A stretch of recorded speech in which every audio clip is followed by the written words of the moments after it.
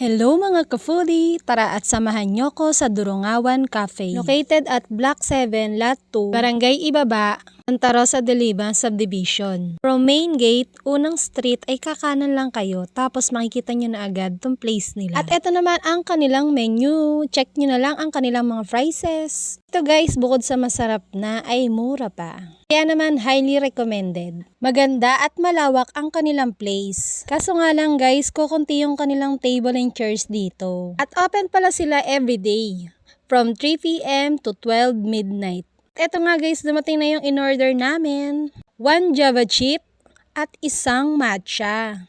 Excited na ako sa matcha kasi sabi ng iba masarap daw yung matcha nila dito. At eto nga guys, titikman na natin ang kanilang matcha. At totoo nga ang chismis mga kapudi. Matikman ko nga ayaw ko ng tantanan. Sobrang creamy at hindi nag-overpower yung flavor ng matcha kaya naman ang sarap-sarap niya. Kaya naman itry nyo din to pag pumunta kayo dito. Alam nyo ba guys, naalala ko tuloy yung unang order ko ng matcha flavor. Talaga namang hindi ko nagustuhan.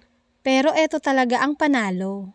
At umorder din kami ng chicken tender for only 140 pesos. May kasama na siyang price.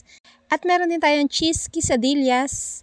Umorder din kami ng potato wedges. At syempre meron din tayong meatball spaghetti for only 140 pesos. At eto na nga ang lahat ng in-orders namin. Kaya naman tara at samahan nyo kami dahil titikman natin yan. At eto na nga ang aking first bite. Napakasarap nitong potato wedges nila guys. Malambot yung potato at meron siyang toppings. At eto naman ang kanilang chicken tender. Boneless na pala to guys at higit sa lahat malambot yung pagka-chicken niya tapos crunchy sa labas.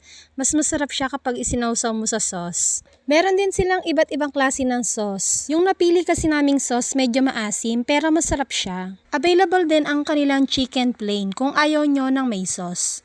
At eto naman ang kanilang meatball spaghetti. Para sa akin, sulit na yung 140 pesos mo dito. Kasi masarap din yung spaghetti nila dito guys. At hindi rin tinipid sa sauce yung kanilang spaghetti.